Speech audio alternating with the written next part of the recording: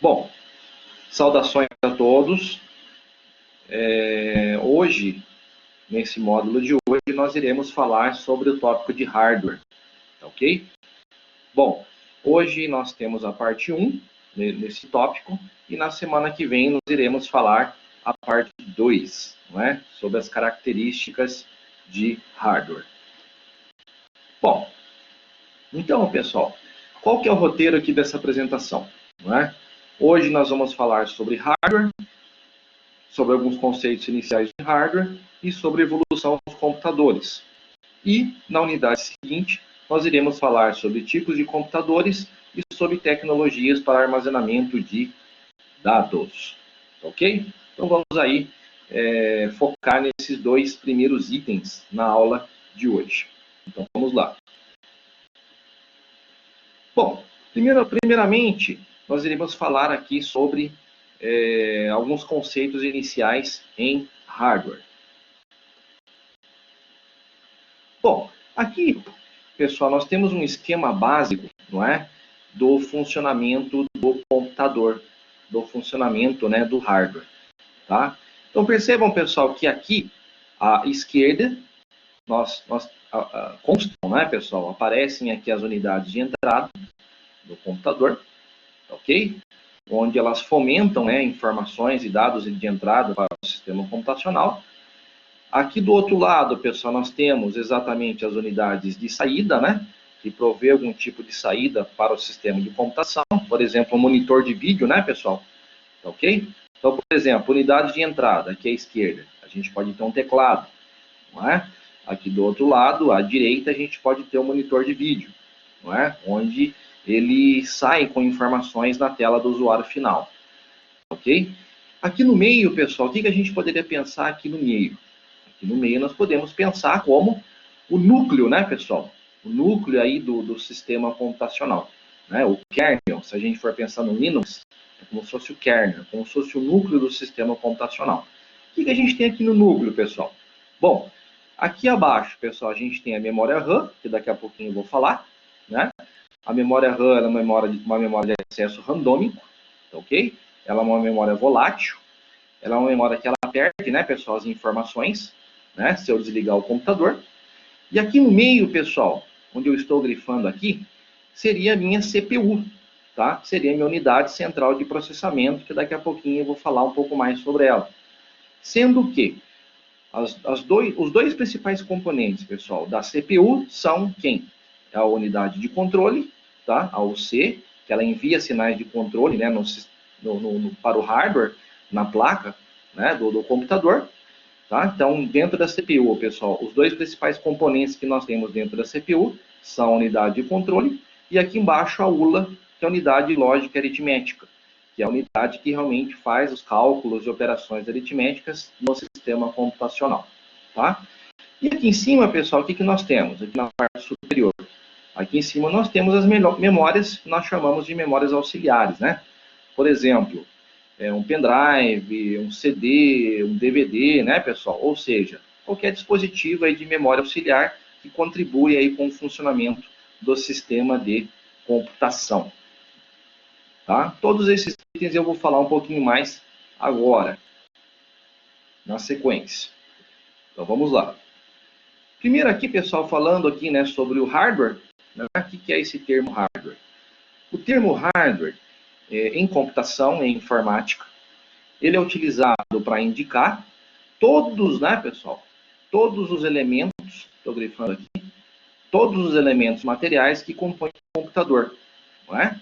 Podemos dizer que um computador está dividido em dois tipos, né, pessoal? Dois tipos de elementos de hardware, tá? Quais são esses dois tipos de elementos principais? Nós temos aqueles elementos que nós chamamos elementos de núcleo, ok? Aqueles elementos de núcleo, ou seja, os elementos a nível de CPU, a nível de unidade central de processamento, não é?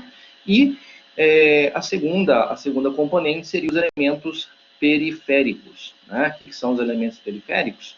São aqueles elementos, por exemplo, os elementos de entrada e saída que eu acabei de falar aí no slide anterior. Ok, pessoal? Então, basicamente, o hardware ele está subdividido aí esses dois tipos de elementos principais de hardware.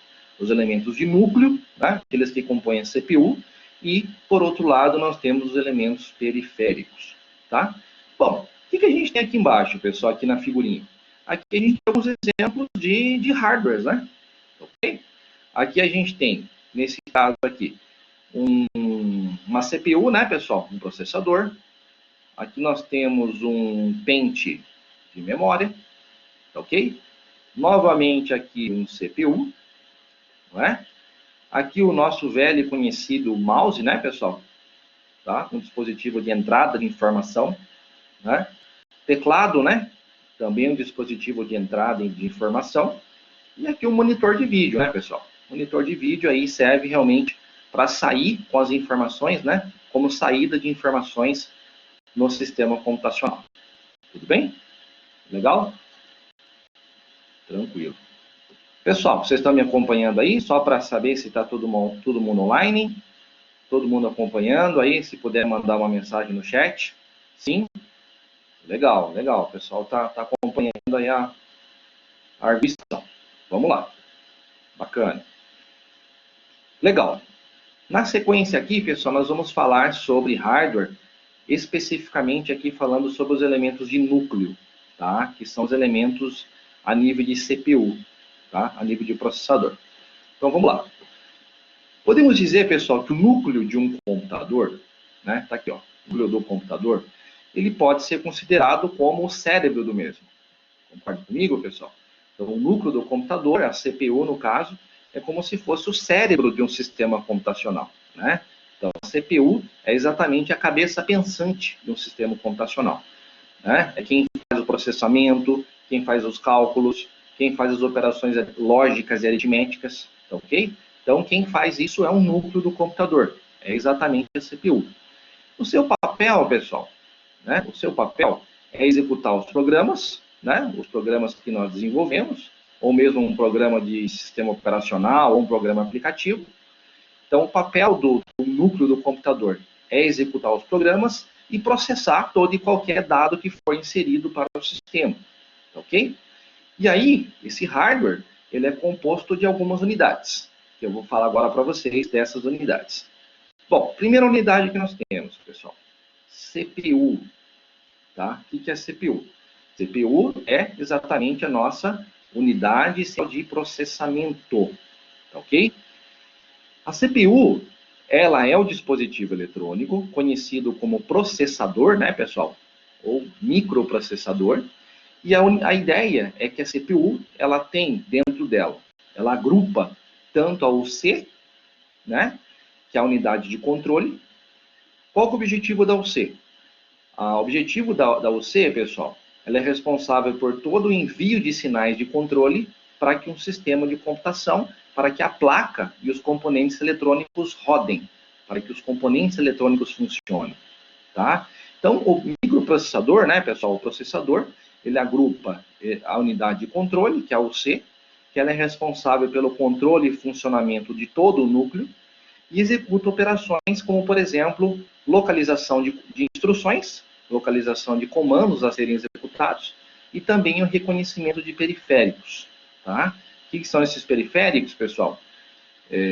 São tantos dispositivos de entrada e de saída do sistema de computação. Ok, pessoal? Então, resumindo aqui esse slide, a CPU ela é o cérebro do sistema de computação, não é? É ela exatamente quem faz a parte de processamento de dados, cálculos, execução de programas e assim por diante, né? E é a UC, né, pessoal? É exatamente a UC. A UC, a unidade de controle, ela é a parte componente da CPU e é exatamente a UC que faz toda a parte de execução das instruções, não é? É exatamente a UC, pessoal, que localiza as instruções, executa essas instruções no sistema de computação e também faz o reconhecimento dos periféricos. Quem são esses periféricos, pessoal? São as unidades de entrada e as unidades de saída. Tudo bem, pessoal? Continuando aqui. Ainda falando aqui sobre o núcleo. Né? Ainda falando aqui sobre a CPU, pessoal. O que nós temos? Olha. exatamente na CPU, né, dentro da CPU, que está a unidade lógica e aritmética, tá?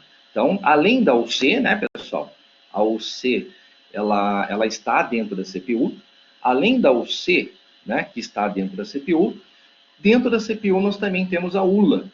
O que é a ULA, também chamada de ALO? A ULA é a unidade lógica e aritmética, não é? O que é a ULA, pessoal? Ela é a unidade que realiza todos os cálculos aritméticos. Ok, pessoal? Toda a parte de cálculos, toda a parte de operações lógicas, tá? Operações do tipo E ou NOT. Inclusive, a gente vai falar hoje na aula de programação de computadores, pessoal.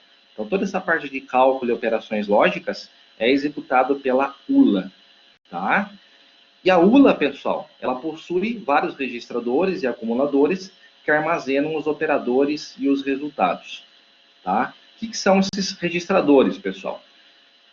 Não sei se alguém já teve a curiosidade, pessoal, de abrir um computador ou observar, né, ver uma placa, mas numa placa, no projeto de uma placa, você tem os registradores.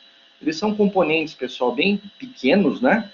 E esses registradores, né, eles são dispositivos físicos que eles armazenam dados, eles armazenam informações para que se possa fazer os cálculos, tá?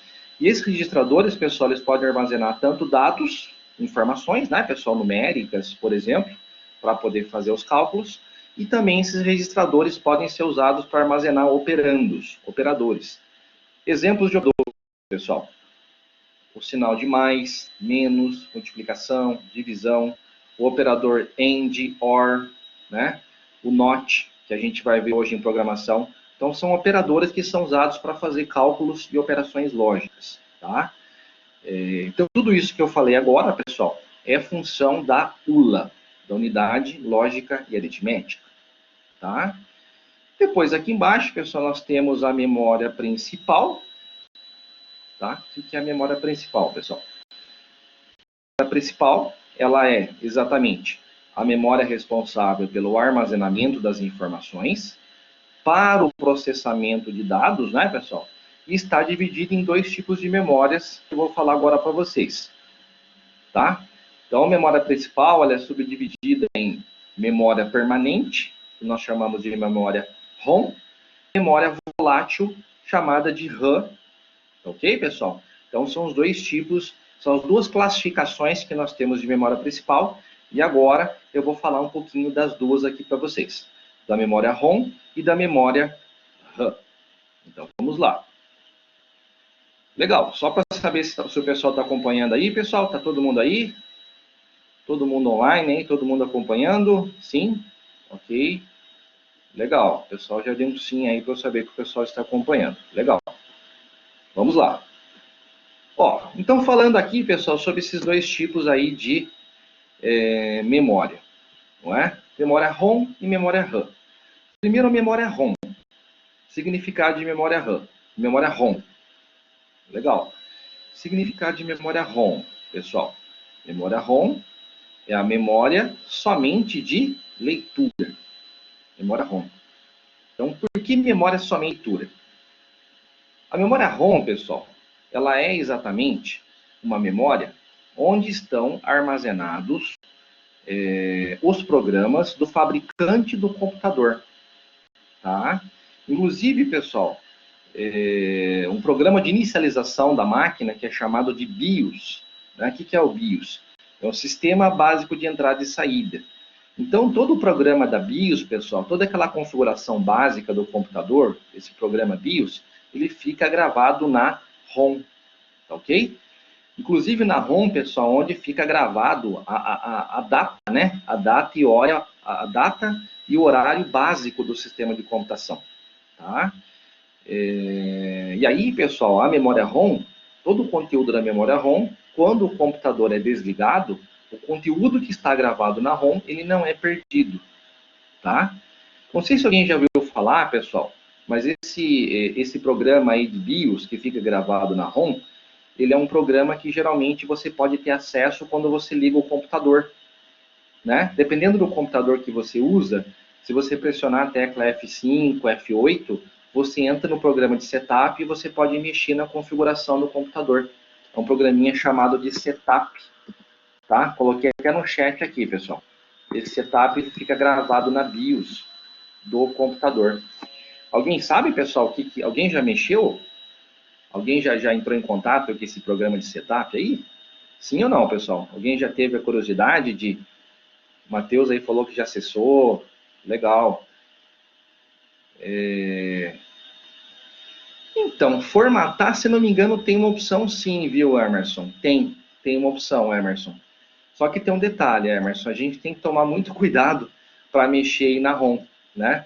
Porque dependendo, pessoal, se a gente não for muito especialista e for mexer na ROM, às vezes a gente pode desconfigurar um dispositivo de entrada e saída do computador e o dispositivo não funcionar mais, né? Então a gente tem muito cuidado para mexer na setup, né? Dá até para você mexer em configuração de memória, configuração de hardware, dá até para você fazer lá uma formatação, né, do sistema de computação, mas a gente tem que tomar um sério cuidado para mexer no setup, senão a gente pode complicar aí todo o funcionamento da máquina, viu, pessoal? Tudo bem? Mas basicamente, maravilha aí, Emerson. Mas basicamente aí, né, pessoal, o setup, né, ele é um programa aí que fica gravado na BIOS, né, na BIOS, que é um sistema básico de entrada e saída do sistema de computação, tá? Então, isso que eu falei agora para vocês é o que nós chamamos de memória ROM, tá? É a memória somente de leitura. E, por outro lado, pessoal, nós temos a memória RAM, tá? Memória RAM é a memória de acesso randômico, tá? Ludney, quer perguntar alguma coisa, Ludney? Ali no chat, fica à vontade. Quando se mexe na ROM, ela faz alteração na UC e na ULA? Não, Ludney. Fazer alteração na UC, lá na unidade de hardware, né? Aí já é algo bem específico, né? Você mexer na configuração da UC e da ULA, que é algo em termos de hardware, né? Na verdade, né, Ludney, você está mexendo na ROM, né? Você está mexendo na BIOS, na ROM. Mas aí, reconfigurar o UC, o ULA a nível de hardware, aí já é uma coisa um pouco mais avançada, tá? O Matheus aí está colocando, pessoal, o HD, o SSD são memórias ROM também? Então, o HD, Matheus, você está falando aqui, seria o disco rígido, né? O HD seria o disco rígido. Seria isso? Esse tipo de memória que você está falando, Matheus? Legal, Matheus. Então, o HD, o disco rígido, ele não é ROM, não. Ele não trata-se de memória ROM, né? Por quê? Porque o HD, pessoal, disco rígido, você pode gravar e apagar as informações conforme a sua necessidade, né? O HD é utilizado mais por programas usuários, né? Usado pelo sistema operacional, por aplicativos. Então, ele não se enquadra como ROM, tá, pessoal? A ROM é uma memória bem específica, ok? Tudo bem. Aí, continuando aqui, pessoal, falando sobre a RAM. O que é a RAM? É a memória de acesso randômico, né? O que é a RAM, pessoal? Sim, pessoal, ela é uma memória fixa, perfeito. A ROM é uma memória fixa aí na placa-mãe, pessoal, tá? Tudo bem? Diferentemente, por exemplo, do HD, né? O HD você pode retirar o HD, colocar um HD com mais capacidade, né, de armazenamento. Agora o HD ele já é um dispositivo aí fixo, né, pré-fixado na placa. Tá ok? Legal. O próximo aqui, pessoal, seria a memória RAM. O que é memória RAM? É a memória de acesso randômico. Tá? Memória RAM é a memória do computador que é utilizada para armazenar dados e programas que são utilizadas durante o período de uso do computador. Tá? E a memória RAM é chamada de memória volátil. Bom, o que é a memória RAM? A memória RAM, pessoal, ela é uma memória que nós conhecemos mais, né? A gente conhece mais frequentemente a RAM. O que é a RAM? A memória RAM é aquela memória que os aplicativos usam, né, pessoal? Quando, por exemplo, o sistema operacional está na memória, o sistema operacional está na memória RAM. Quando eu abro um aplicativo, Esse aplicativo fica localizado na memória RAM. Ok, pessoal? Então, a memória RAM ela é considerada uma memória randômica, uma memória de acesso randômico. E, principalmente, pessoal, ela é uma memória volátil. O que é isso, pessoal, ser uma memória volátil? Se você desligar o computador, né, ou se cair a energia, toda a informação que estiver na RAM é perdida. Tudo bem? Somente a informação que está no HD, né, pessoal, a informação que está no HD, no disco rígido, é mantida e também no da BIOS, a informação da BIOS. Tá? Caso você desligue o computador, toda a informação que esteja na RAM é perdida. Tudo bem, pessoal? Tranquilo? Sossegadinho? Legal? Entrou mais pessoas aí no grupo? Sim? Temos aí, pessoal, 17 pessoas, né? Como ele conta comigo aí, então deve ter 16 pessoas aí no grupo. Legal. Continuando, o que nós temos? Falando agora um pouco sobre os periféricos, tá? Então, olha só. Os periféricos, eles são elementos situados em torno do núcleo, tá? Em torno aí do núcleo principal do sistema. E que esses elementos periféricos auxiliam no processamento de dados, tá? Esses periféricos têm como função principal fazer entrada, saída e armazenamento de dados. Legal. E, pessoal, vocês concordam comigo que exemplos de periféricos a gente tem inúmeros, né? A gente tem inúmeros. Vamos pegar alguns exemplos aqui. Webcam. Não é, pessoal? O que é webcam? É entrada de dados. Tá? Aqui nós temos um data show, né? Um dispositivo multimídia. Tá? Esse aqui já seria um dispositivo mais de saída da informação, né? Para projetar a tela. Tá? Que mais? Um HD, né, pessoal? Um HD externo. Tá? Então, isso aqui é um dispositivo de entrada e saída. A gente pode armazenar os dados e também fazer a leitura. Tá ok? Que mais, pessoal? Uma impressora, né? Multifuncional. Tá? Então, é um dispositivo. Uma multifuncional, não sei se vocês concordam, pessoal, mas uma multifuncional hoje em dia, ela serve tanto para entrada quanto para saída. Concordam comigo? Por quê? Saída a gente pode imprimir. Perfeito, Matheus. Perfeito. Saída porque a gente pode imprimir, né? E entrada porque a gente pode escanear, né? A gente pode escanear uma folha de papel. Então, os multifuncionais hoje em dia são para entrada e saída, tá? Que mais, pessoal? Uma caixa de som, né? Para saída de áudio. Um pendrive para entrada, né? E saída de informação, para gravação e leitura de informação. Um microfone, né? Para entrada de informação, microfone. Esse cara aqui, vocês concordam comigo, pessoal? Esse primeiro cara aqui, ele tá ficando meio defasado, né? Tá ficando meio antigo, concorda? Esse aqui é o nosso velho e conhecido scanner, não é? Talvez alguns de vocês nem tenham conhecido esse dispositivo aqui, o scanner, né? Hoje em dia o scanner, pessoal, ele foi praticamente aí, substituído pela impressora multifuncional, né? Eu acho que as únicas exceções à regra, pessoal, que a gente pode colocar são as gráficas, né? Talvez essas gráficas aí de grande porte, provavelmente elas ainda trabalham com scanner, né? E com dispositivos mais específicos. Mas hoje em dia, acho que praticamente todo mundo aí acaba tendo, né, pessoal, tendo usado aí nas empresas e residências, principalmente a impressora multifuncional, porque ela faz tudo, né, pessoal? Ela faz praticamente tudo aí que nós necessitamos. Tudo bem? Então, esses aqui são os nossos periféricos. Legal.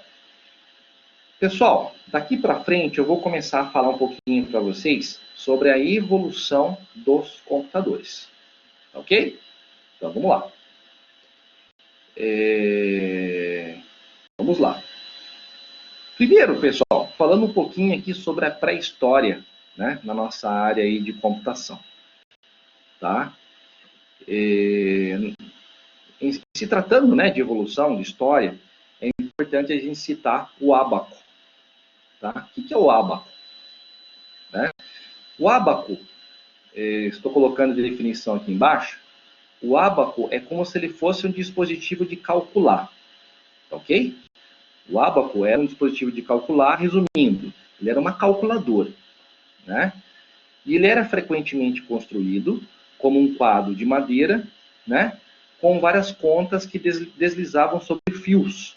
Vocês podem perceber, né, pessoal, que você tem aqui vários fios, você tem aqui essas bolas, né, pessoal? Essas bolinhas.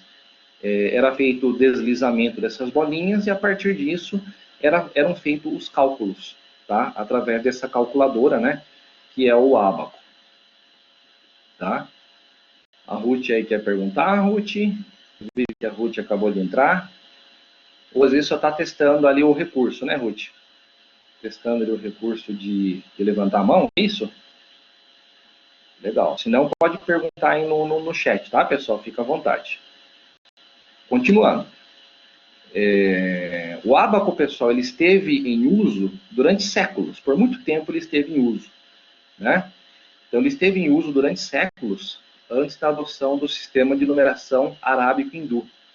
E podemos dizer, pessoal, que hoje em dia o ábaco ainda é muito utilizado por mercadores chineses, tá? Olha os chineses aí, né, pessoal? Olha os chineses aí. Então a gente pode dizer que muitos aí, quem trabalha com comércio aí na China, tem muitas pessoas ainda chinesas que ainda usam o ábaco até os dias atuais, tá? E também quem usa o ábaco também nos dias atuais são os deficientes visuais, pessoal. Deficientes visuais usam ainda o ábaco para fazer cálculo, hoje em dia, ainda usam, tá? Que mais? Podemos dizer, pessoal, que a origem aqui do ábaco ela é incerta, né? Não se sabe ao certo quando ele apareceu. Alguns dizem que ele surgiu na Babilônia, outros dizem que ele surgiu na China, não é? Em algum momento entre 2400 e 300 antes de Cristo. Então há bastante tempo, né, pessoal, que existe o ábaco. E complementando aqui, pessoal, podemos dizer que a palavra ábaco, ela tem sua origem aonde? No grego, né? Por incrível que pareça, ela tem origem ainda no grego, tá? E ela significa o quê, pessoal? Ela significa uma tabela de calcular. Ok? Então, acho que é interessante aí, né, pessoal, a gente saber um pouquinho dessa evolução, né? Já que quando a gente trabalha em computação tem tudo a ver com cálculo, né? A computação, tá? Então, o ábaco aí foi o primeiro dispositivo de calcular que surgiu aí na nossa área. Tudo bem? O pessoal está entrando aos pouquinhos, né? Está aumentando e o core. Ó, pessoal, esse slide aqui, ele está com bastante informação, tá?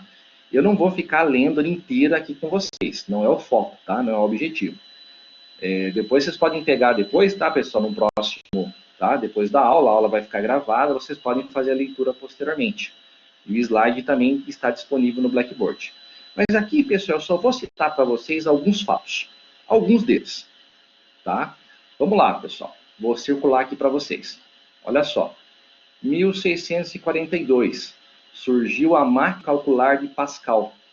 Inclusive, eu vou falar dessa máquina de calcular de Pascal daqui a pouquinho, tá? Surgiu em 1642, tá? Inclusive, pessoal, não sei se alguém já ouviu falar da linguagem de programação Pascal. A linguagem de programação Pascal foi criada a partir desse teórico aqui, chamado de Pascal. Alguém já ouviu falar, pessoal, da linguagem Pascal? Sim ou não, pessoal? Sim, alguns aí já ouviram falar, o Kleber, o Matheus. Inclusive o Pascal, pessoal, posteriormente, o Pascal originou a linguagem de programação Delphi. Delphi. Né? Posteriormente, o Pascal originou a linguagem de programação Delphi. Tá? Que mais, pessoal? Continuando aqui. Não vou falar todos os itens, senão a gente vai ficar aqui até amanhã. Tá? Ó, depois, em 1672, apareceu a máquina de calcular de Leibniz. Tá? Também vou falar um pouquinho sobre ela daqui a pouco. Tá? Depois, pessoal, 1835, surgiu a máquina analítica de Babbage. Também vou falar sobre ela daqui a pouco. Ok? Que mais, pessoal? Aqui, ó, 1861, surgiu o telefone. Tá? 1968, surgiu a máquina de escrever. Criação importante, né, pessoal, para nós da área de computação, porque a máquina de escrever tem esse conceito do teclado, né? Tá? Então, em 1868 surgiu a máquina de escrever. Que mais, pessoal? Entre 1923 e 1929 surgiu a televisão, tá? Aqui na última coluna, pessoal, nós temos alguns fatos mais importantes para nós da computação. Em 1945 surgiu o computador ENIAC, que foi o primeiro computador que apareceu. Vou falar sobre ele daqui a pouquinho, tá? Ele foi o primeiro computador totalmente eletrônico que surgiu. Vou falar sobre ele daqui a pouco. Em 1947, pessoal, surgiu o transistor. Vou falar também. 52, pessoal, surgiu o conceito de circuito integrado. Tá? É mesmo, Luan? O Alcides pediu esse trabalho aqui? Legal, ó. Então vocês podem utilizar esse material aqui, ó. Só que mais antigo. Legal, vocês podem usar como referência, então, se vocês quiserem, tá, pessoal? Esse meu material, e fiquem à vontade aí. Só cite a obra aí, né? Cite o material, mas pode usar aí à vontade, tá? Em 1959 surgiu o circuito integrado implementado. Vou falar também sobre isso daqui a pouquinho, tá? Legal, Luan. Legal, show de bola, Luan. Que mais, pessoal? 1955 surgiu a fibra ótica, tá? Que mais, pessoal? 1976 surgiu o PC, surgiu o computador pessoal, tá? Coloquei aqui, pessoal, o filme. Alguém assistiu aquele filme, pessoal? Os Piratas da Informática? Alguém já assistiu? Sim? Piratas, né? Coloquei aqui. Esse filme é bem bacana, né, pessoal? Isso, Os Piratas do Vale do Silício. Ele é muito bom, pessoal. Recomendo aí vocês assistirem. Se eu não me engano, ele tem no YouTube, pessoal. Ele tem no YouTube gratuito esse filme aí, tá? Deixa eu ver se eu acho o link aqui para vocês. Piratas, vou colocar aqui, pessoal, do Vale do Silício. Se não me engano, tem, pessoal.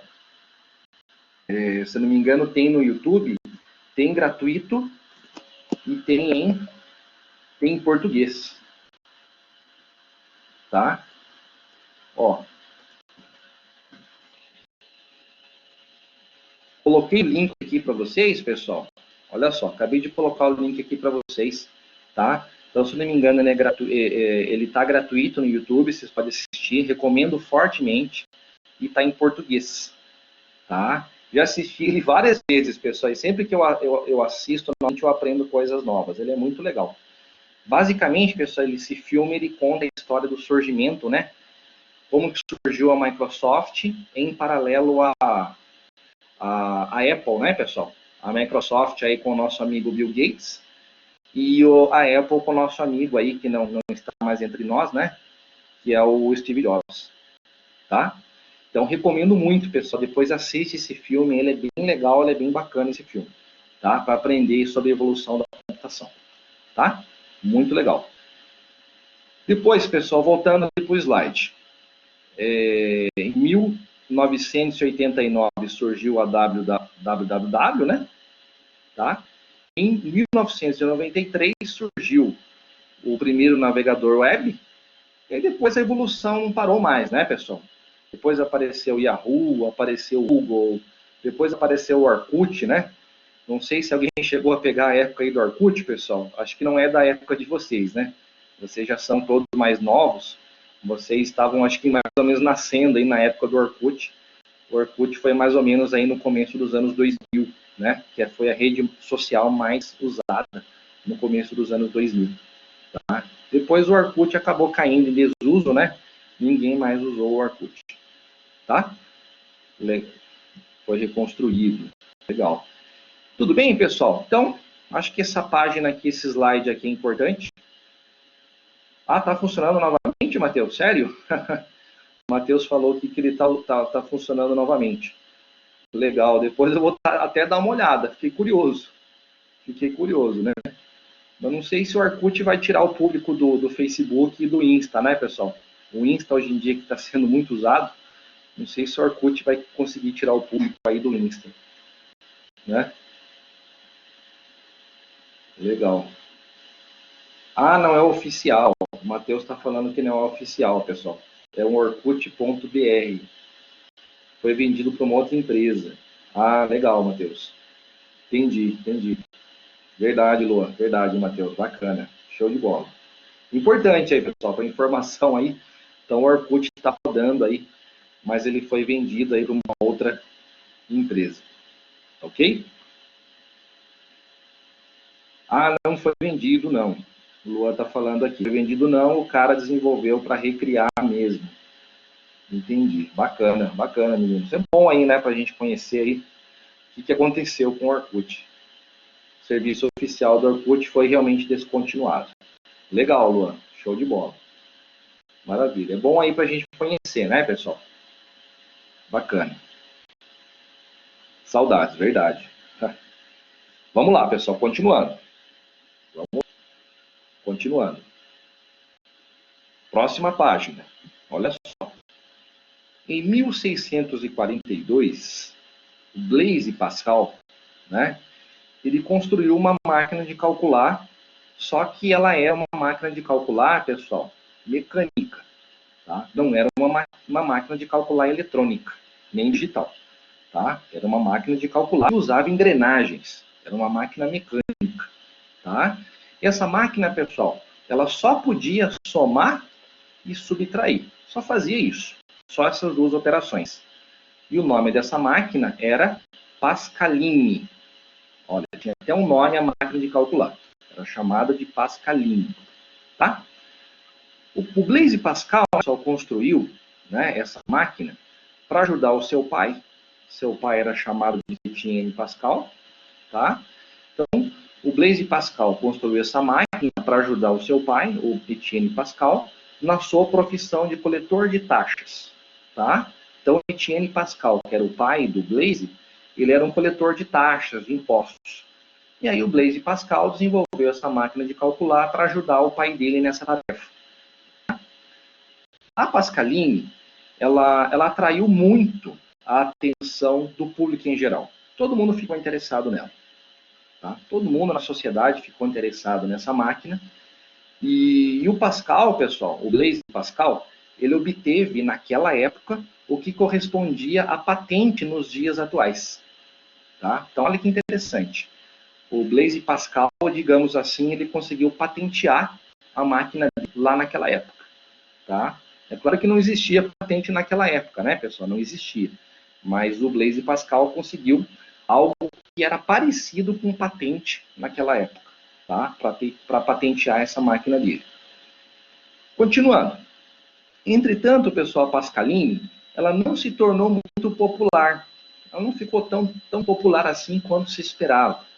Porque ela era o quê? Ela era muito cara e era muito difícil de usar. Muito difícil de usar. Tá?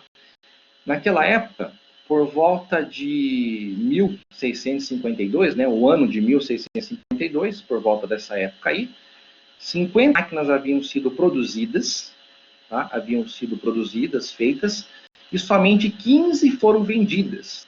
Então percebam, pessoal, não pegou. Né? Realmente a ideia da Pascaline, dessa máquina, foi legal, mas ela não pegou. Tá? Todo mundo achou legal, achou interessante, mas ela era difícil de manusear e era muito cara. Tá? Então ela não pegou e ela não foi muito vendida e ela caiu também em desuso. Tudo bem? Depois, o que nós temos? Continuando. Em 1672, um pouquinho mais para frente, né? O Gottfried, né? O Gottfried Leibniz, ele construiu uma outra máquina mecânica de calcular. Tá? Também era uma máquina mecânica, tá? Que tinha engrenagens, não era uma máquina digital. Tá? E a máquina do Leibniz, ela podia, além de somar e subtrair, ela também podia multiplicar e dividir. Ou seja, pessoal, percebam, já era uma máquina bem mais elaborada, né? A máquina anterior, do Pascal, só podia somar e subtrair. E a máquina do Leibniz podia somar, subtrair, multiplicar e também dividir. Então já era uma evolução, tá? Um ano depois, em 1673, o Leibniz, ele apresentou essa máquina dele à Royal Society of London, tá? Que era a Sociedade Real de Londres, né? Na Inglaterra, na Grã-Bretanha. Então, Leibniz apresentou essa máquina dele, essa calculadora dele, lá para a Sociedade Real Inglesa, tá? Então, ele apresentou esse modelo dele lá da máquina de calcular, tá? E, na época, né, pessoal, foi a primeira máquina de calcular que tinha uma estrutura mecânica, tá? Para fazer as 4 operações, tá? Adição, subtração, multiplicação e divisão. Então, foi a primeira máquina na época primeira máquina mecânica na época que executava as 4 operações, tá? Ó, pessoal, inclusive vocês podem ver na figurinha aqui, aparece uma imagem aqui da máquina, né? Percebam que ela aparece, né, uma caixa, né, um caixote, né, onde ela tem várias engrenagens aqui dentro, tá? E a partir do funcionamento dessas engrenagens, né, ele conseguia fazer as operações básicas de cálculo, ok? Então, foi também uma evolução importante para a área de computação. Por quê? Porque essa máquina de Leibniz executava as 4 operações aritméticas, tá? A máquina de Pascal só executava 2 operações, que era soma e subtração, tá? Então, a máquina de Leibniz já foi uma evolução. Legal. Continuando aqui, pessoal, o que nós temos? Em 1835, né, o Charles Babbage, tá, ele desenvolveu uma máquina de uso geral com os seguintes componentes: armazenamento, uma seção de entrada e uma seção de saída usando cartão perfurado. Olha que legal.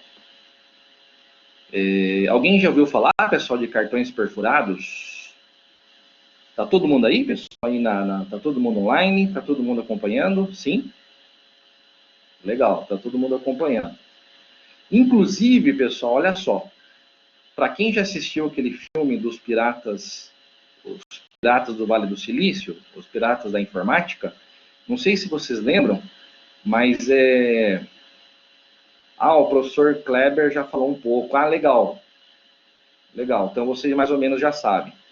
Depois, pessoal, assiste o filme Os Piratas do Vale do Silício, vocês vão ver que aparece lá um pesquisador, ele desenvolveu um jogo, ele desenvolveu um joguinho, e ele desenvolveu toda a programação, ele fez um cartão perfurado.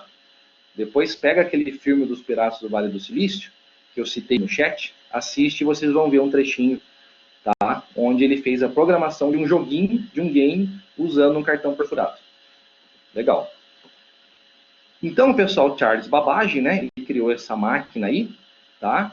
De uso geral, que ela tinha armazenamento, seção de entrada e seção de saída usando cartões perfurados, tá? Que mais? De todos os pioneiros aí, pessoal, da área de computação, o Babbage foi o primeiro a acreditar que era possível duplicar um processo puramente mental através do uso de uma máquina. Olha só, pessoal, que sensacional. O Charles Babbage, ele foi o primeiro pesquisador aí da área de computação, ele foi o primeiro a acreditar que a gente conseguiria replicar um processo. O que é replicar um processo, pessoal? Replicar um processo, na verdade, é um algoritmo. Concorda comigo, pessoal, que replicar, na verdade, um processo é um algoritmo? É o programar um algoritmo, executar um algoritmo uma vez, a primeira vez, e rodar esse algoritmo várias vezes, N vezes. Tudo bem, pessoal? Então, olha que bacana. O Babbage foi o primeiro a acreditar que a gente conseguiria duplicar um processo através de uma máquina. Por exemplo, desenvolver um programa, executar esse programa uma vez e executar esse programa quantas vezes eu quiser. Tá? Então, o Babbage foi o primeiro a acreditar nisso. Olha que bacana. Tá? Então, o nome é importante para a nossa área de computação, tá, pessoal? Que mais? As limitações de tecnologia, né, naquela época, né, fizeram com que o Babbage tivesse que pôr em prática suas ideias usando um material muito arcaico, né, pessoal, muito rústico. Basicamente, ele usou o quê, pessoal? Usou alumínio, latão, ferro, né, para criar um dispositivo mecânico. Então, para a época, né, pessoal, era muito difícil criar alguma coisa muito mais bem elaborada. Tá? Inclusive, vocês podem ver aqui do lado umas imagens que mostram esse dispositivo aí mecânico, né? Essa máquina de uso geral do Charles Babbage. Tá? Então, um nome importante aí também para nós da área de computação, né? O nome do Charles Babbage. Bacana. Continuando, pessoal, o que nós temos? Nós podemos dizer que a evolução da computação, não é? No início dos anos 40, ela teve como motivação a necessidade de se realizar cálculos para uso militar de uma forma rápida e eficiente, principalmente na Segunda Guerra Mundial, em torno de 1939 a 1945. Eu não sei se vocês sabiam, pessoal, se algum professor já comentou com vocês, mas vocês sabem que a indústria não, né? A área militar, né? Ela evolucionou, ela impulsionou em muito a evolução da computação. Vocês sabiam disso, pessoal? Que a guerra e o uso militar impulsionou muito a evolução da computação. Vocês sabiam disso? Luan até colocou. Bacana. E, exatamente. Mais para frente aí surgiu a ARPANET, né? Legal, o Kleber comentou. Inclusive, pessoal, vocês sabiam que existiam alguns computadores que eram utilizados para cálculo balístico? Sabe o que é isso, pessoal? Cálculo balístico? Até coloquei aqui no chat. Você sabe o que é cálculo balístico? O que é, pessoal, cálculo balístico?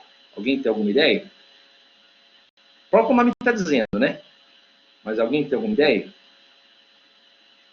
Cálculo balístico é, por exemplo, eu tenho lá um determinado exército de um país e ele quer fazer um cálculo estimado, né? Eu tô soltando uma bomba, estou soltando um armamento, explodindo um armamento, e mais ou menos aonde ele deveria cair, mais ou menos aonde ele deveria atingir o inimigo, né, pessoal? Isso é cálculo, né? É cálculo matemático, é cálculo balístico. Então, pessoal, os computadores, por exemplo, o computador ENIAC, que eu vou falar daqui a pouquinho para vocês, ele é um computador que ele era muito utilizado para cálculo balístico, né? Para calcular a distância aí de um armamento sendo atirado de um ponto inicial até um ponto destino, né? Ah, provavelmente, hein, Matheus? Provavelmente, né? Certamente ele fazia cálculo aí de longitude, de latitude, né?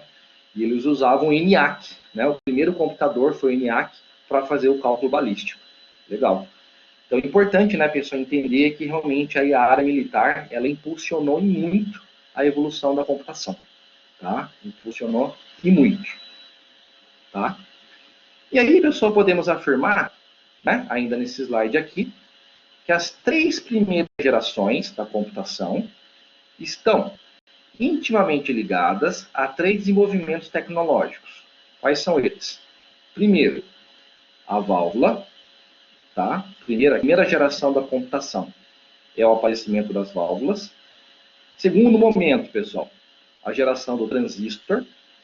E a terceira geração, que é a geração do CI, do circuito integrado. Ok, pessoal?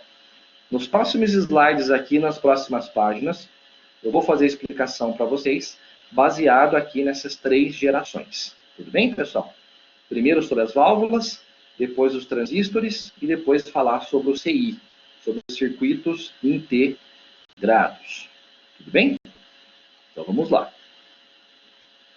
Ó, pessoal, primeiramente aqui falando da primeira geração, né, que é a geração da válvula, que é de 1946 até mais ou menos 1958. Inclusive a gente tem, né, pessoal, a imagem aqui de algumas válvulas, né, daquela marca Osram. Não sei se o pessoal já ouviu falar daquela marca Osram. Inclusive é marca de algumas lâmpadas, né, pessoal, que a gente usa hoje em dia. Não sei se alguém já teve a curiosidade de ver a marca de algumas lâmpadas, tá?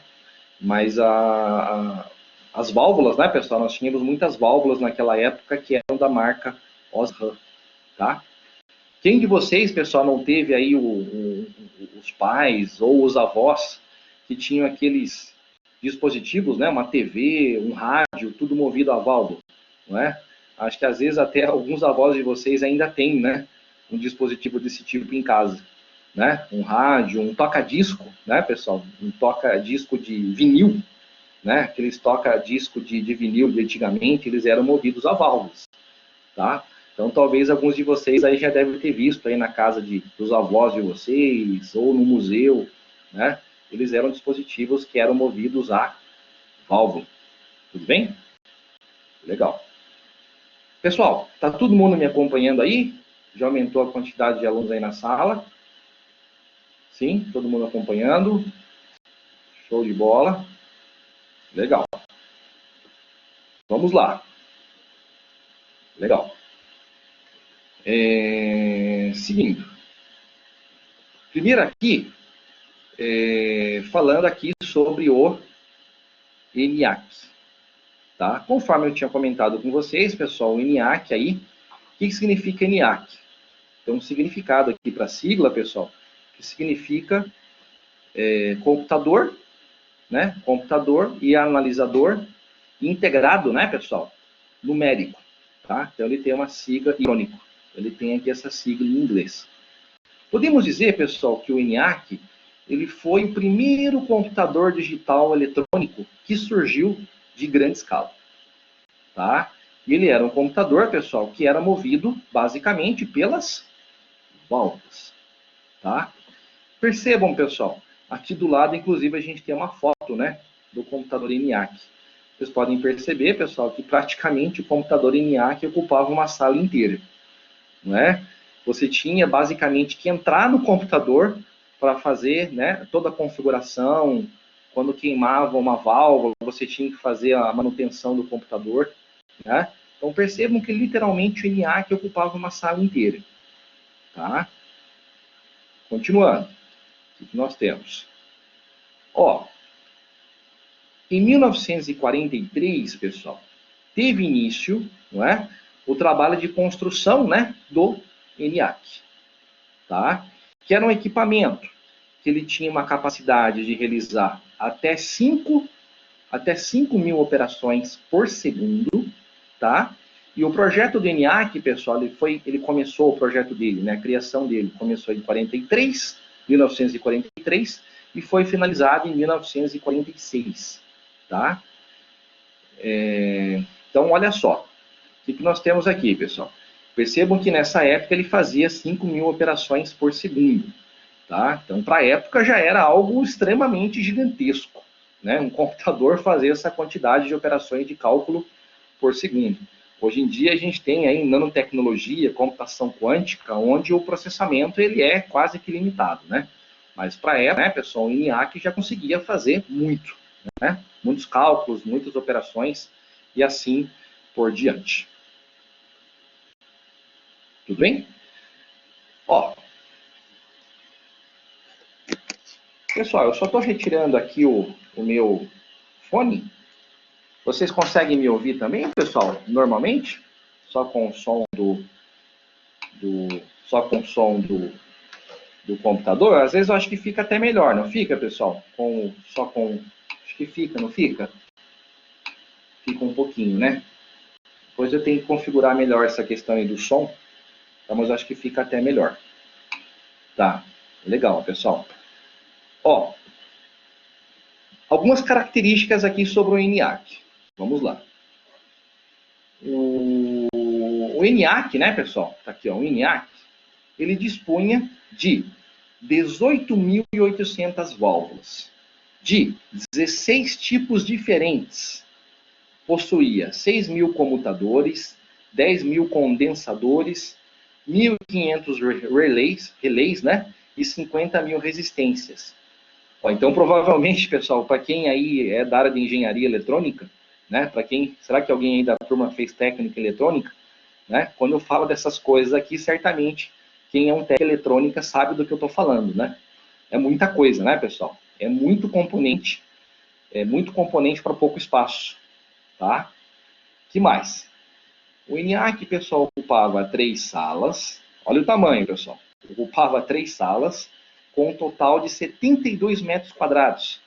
Era refrigerado por 2 ventiladores movidos por motores Chrysler e tinha uma massa de cerca de 30 toneladas.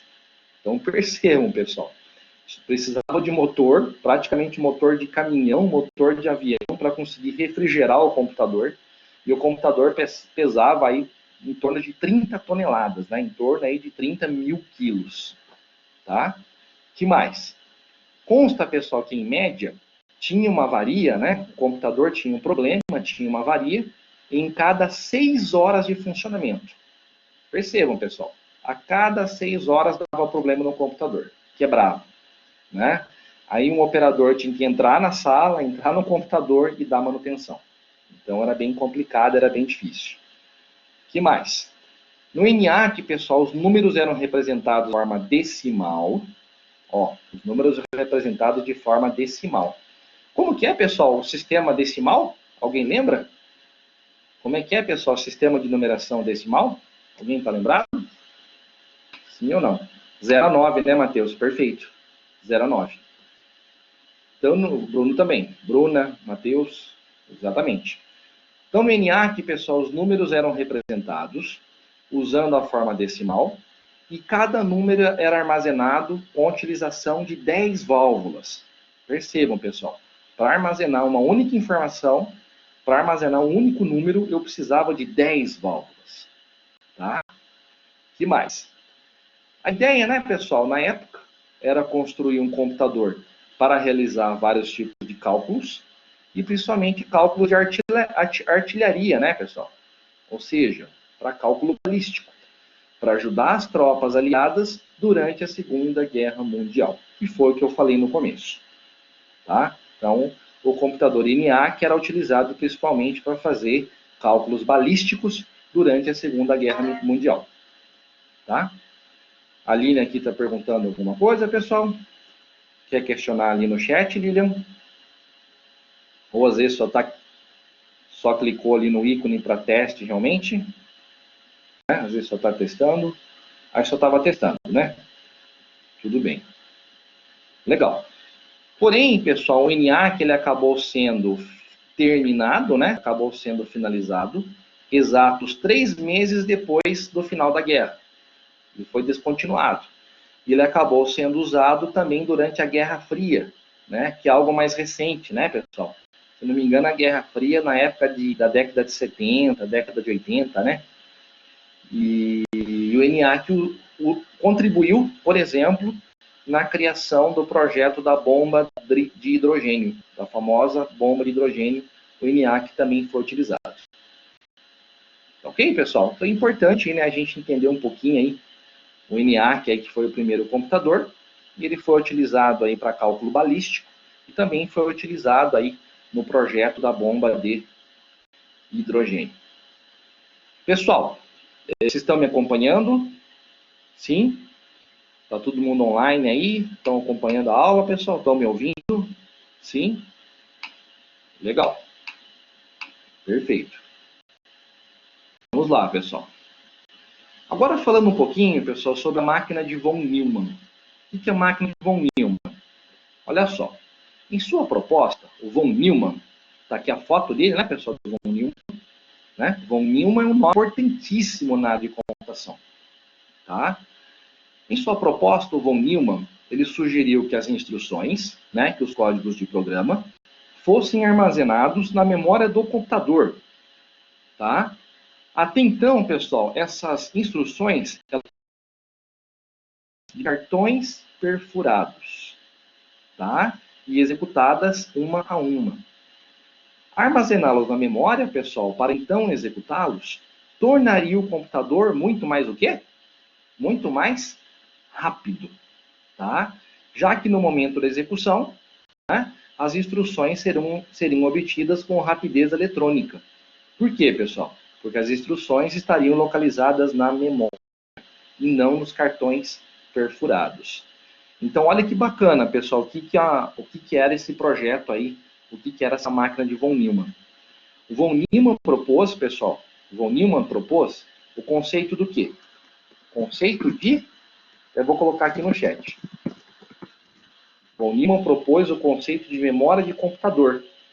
Ou seja, pessoal, as instruções de programa não eram mais carregadas de um cartão perfurado, que era muito lento fazer esse carregamento do cartão perfurado. A partir de agora, pessoal, as informações, as instruções de programa eram carregadas a partir diretamente da memória do computador. Ou seja, o computador passou a ganhar muito em quê, pessoal? Em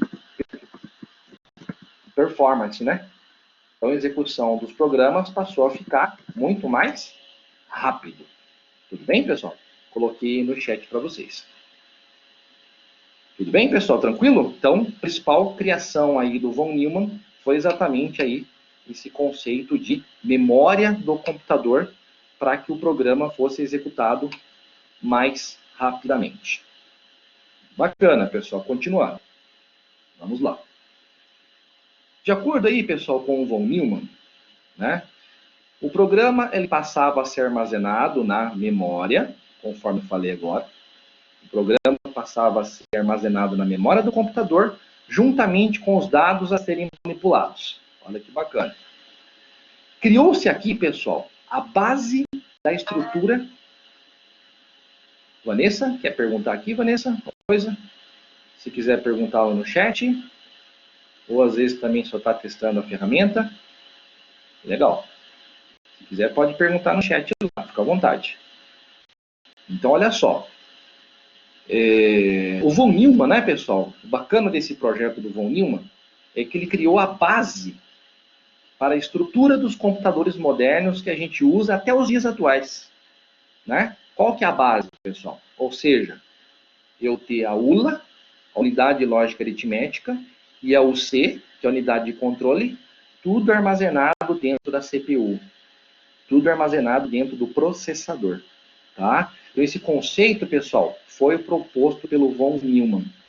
É um conceito que ele propôs, tá? E é um conceito utilizado até os dias atuais. Tudo bem? Então, um nome bem importante, o nome do von Neumann aí, o nome do von Neumann para nós aí da área de computação, tá? Olha só. E o von Neumann, pessoal, ele não ficou só no conceito, não. Ele não ficou só no conceitual. Foi criado, pessoal, foi proposto, né? Um computador. Foi criada uma máquina com esse conceito do von Neumann.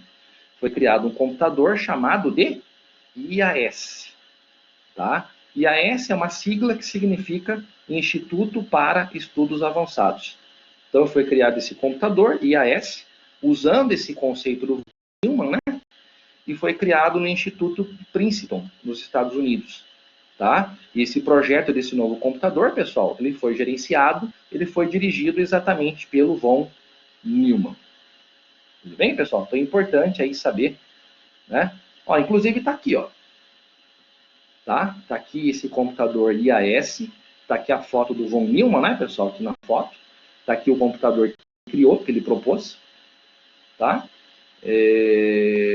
Podemos afirmar que o IAS, né, pessoal, foi uma máquina construída por von Neumann e foi concluída em 1952, tá? A memória, pessoal, na época tinha capacidade para 1024 palavras, e isso significava para a época, pessoal, 5,1 kbytes, né? E isso, pessoal, para a época era fantástico, né? Não sei se vocês concordam comigo, para a época era fantástico. Mas se a gente pegar, por exemplo, pessoal, aqueles disquetes de 1.44 MB, para quem chegou a pegar a época daqueles disquetes de 1.44 MB, o disquete já tinha mais capacidade do computador do von Neumann, né? Hoje em dia um pendrive, pessoal, né? Ó, o Luan está dizendo que já fez trabalho de escola nesses disquetes, verdade, Luan. Então tinha disquete, que é aqueles disquete de 1.44 MB, então só aquele disquete de 1.44 MB já tinha mais capacidade de armazenamento do que o computador do von Neumann, né? É claro que a gente não pode comparar, né, pessoal, a tecnologia de hoje com a tecnologia de lá, né? Mas é uma evolução tremenda, né? Verdade aí, Ludmilla, né? A questão da guerra, né, da Guerra Fria, a necessidade de se enviar mensagens, verdade, Ludmilla, né? Então, você sabe, né, pessoal, que realmente a tecnologia, né, a TI, a computação, ela não para de evoluir, né? Todo ano tem celular novo, todo ano tem computador, tecnologia nova. Então, hoje em dia tem inteligência artificial, né, pessoal, que está tão na moda aí. Então, realmente, aí para a tecnologia da informação, o limite é o céu. Né? Vamos ver aí daqui uns 20, 30 anos aonde a gente vai chegar. Né? Aliás, pessoal, é importante até destacar, né? Em momentos aí de Covid-19, né? De confinamento, né? Quem está salvando a nossa pele é a tecnologia, né, pessoal? Se não fosse a tecnologia, a gente não poderia estar realizando essas aulas, né? Então, santa tecnologia, né? A tecnologia ela está salvando aí a vida de muita gente, tá? Tem muita gente fazendo home office, pessoal. Tem muito amigo aí que trabalha em empresa de TI e tá todo mundo aí fazendo home office. Tanto é que eu tenho até percebido, pessoal, não sei se vocês perceberam isso, da semana passada até essa semana atual, a internet ela anda bastante sobrecarregada. Não sei se vocês perceberam. Está bem sobrecarregada. Eu acho porque muita gente fazendo home office. Muita gente usando o servidor, usando, enfim. Então, no meu ponto de vista, eu acho que os servidores aí, os provedores, pessoal, da semana passada para essa, eles estão muito sobrecarregados. Por causa aí do confinamento, todo mundo trabalhando home office. Eu tenho percebido isso. Vocês têm percebido também, né, pessoal? Oi? A Lilian falou que disse que não vai aguentar.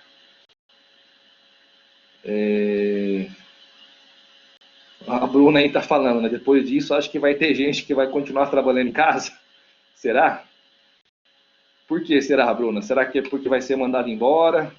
Ah, entendi. Ah, passou no Fantástico, né? Porque economia de custos também, né, pessoal? Economia de custos. Né? Acho que tem isso, né? Economia de custos. É ser mais viável, né?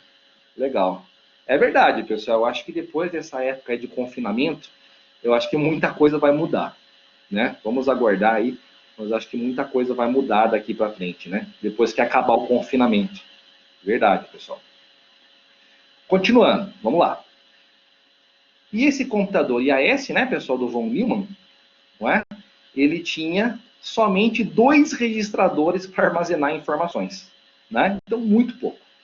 Tinha somente 2 registradores para fazer operações aritméticas, operações de cálculo, operações lógicas e assim por diante. Tá? A Vanessa está colocando aí, né, pessoal? Se der pânico nos provedores, tem um suporte para isso? Então, pessoal, sempre tem equipe especializada, né? Sempre tem uma equipe especializada lá para manter o sistema no ar, né? Mas quando eu disse, pessoal, que os provedores estão meio sobrecarregados desde a semana passada, eu acho que não é só o provedor da universidade, pessoal.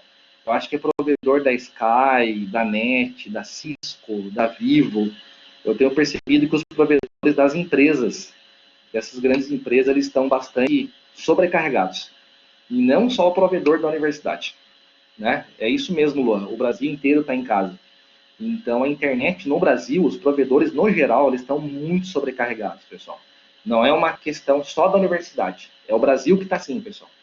Eu tenho conversado com outros amigos aí que trabalham home office e eles também têm percebido isso. Tá todo mundo em casa trabalhando. E aí sobrecarrega, né? Não tem jeito. Sobrecarrega. Então, mas vamos lá, né, pessoal? Vamos lá, vamos para o seguinte.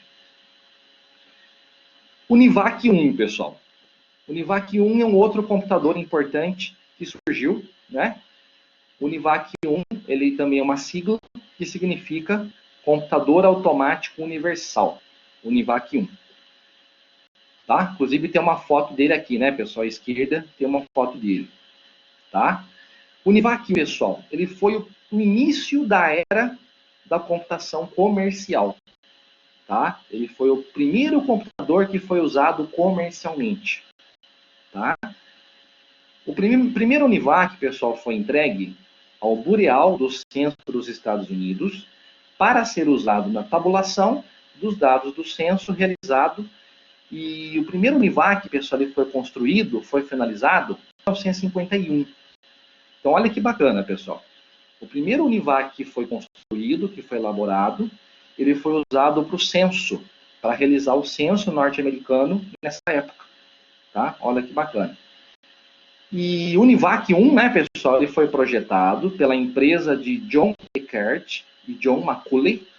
Mais tarde, pessoal, essa empresa se chamou Unisys. Tá? Inclusive, essa empresa existe até os dias atuais, pessoal. Não sei se já ouviram falar da Unisys, né? Então, quem criou esse computador, esse Univac 1, foi a Unisys, tá? E é uma empresa que existe até os dias atuais. Se o pessoal quiser depois até dar uma pesquisada, né, na internet, posso até colocar aqui o link para vocês. Estou pesquisando aqui o link, pessoal. Coloquei o link. Esse aqui é o link Brasil, né? Mas coloquei ali o link para vocês, tá? Legal, pessoal? Então, o Univac 1 foi o primeiro computador que foi utilizado para fins comerciais, tá? E ele também foi utilizado para realizar o censo dos Estados Unidos, que é exatamente o mesmo trabalho que o IBGE faz aqui no Brasil, tá, pessoal? O IBGE. Tá? Que mais? Vamos lá. Com o lançamento do Univac 2, né? Com o lançamento do Univac 2, que foi no final dos anos 50, 1950, que foi desenvolvido para o Pentágono, né? Passava-se a ter a preocupação em se manter compatibilidade entre uma nova versão de máquina e as anteriores.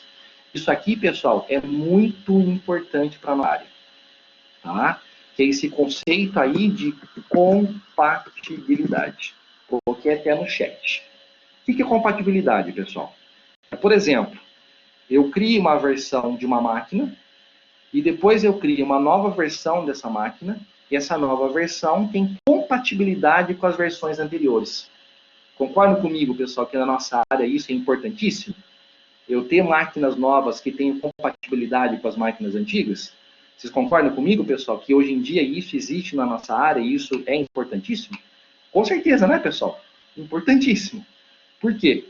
Senão, amanhã depois surge uma máquina nova e o que a gente faz com as máquinas antigas? Joga fora? Não dá, né, pessoal? Então tem que ter compatibilidade uma com a outra. Tem que ter compatibilidade. Então é importantíssimo isso, compatibilidade, e isso surgiu com o Univac 2, tá? Aqui tem uma foto, né, pessoal, do Univac 2. Legal? Que mais? O Univac, ele foi um dos primeiros computadores do Brasil. Olha que bacana. Foi um dos primeiros computadores do Brasil. Foi adquirido pelo IBGE. Em 1961 ele foi adquirido por algo em torno de... É até difícil falar esse número aqui, né, pessoal? São 2 bi, né? 2 bi, acho que se não me engano é isso, né? 2 bilhões 976 milhões, se não me engano é isso. Então foi o primeiro computador, pessoal, do Brasil, foi adquirido pelo IBGE para fazer o quê? Para fazer o censo, né? Para fazer o levantamento do censo aí no território brasileiro, no território nacional. Tudo bem, pessoal? Bacana? Sossegado? Legal. Então, tudo isso que eu falei agora para vocês, pessoal, eu estava falando sobre a primeira geração, tá? Que era a geração das válvulas. Tudo bem? Então, finalizei a explicação sobre a primeira geração, que é a geração das válvulas. Agora eu vou falar para vocês, pessoal, sobre a segunda geração, que é a geração dos transistores. A geração dos transistores, pessoal, foi de 1959 até meados de 1964. Tudo bem? Então vamos lá, vamos aqui para a parte da segunda geração. Bom, seguinte. Os transistores, pessoal, eles foram inventados por 3 cientistas da Bell Labs em 1947. Quem são esses 3 pesquisadores, pessoal?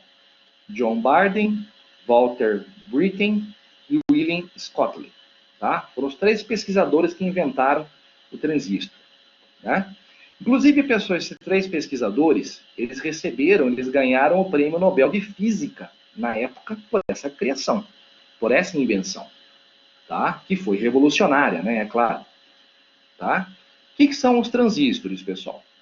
Os transistores são pequenos dispositivos, tá? Que têm como objetivo transferir sinais eletrônicos, tá? Através de um resistor.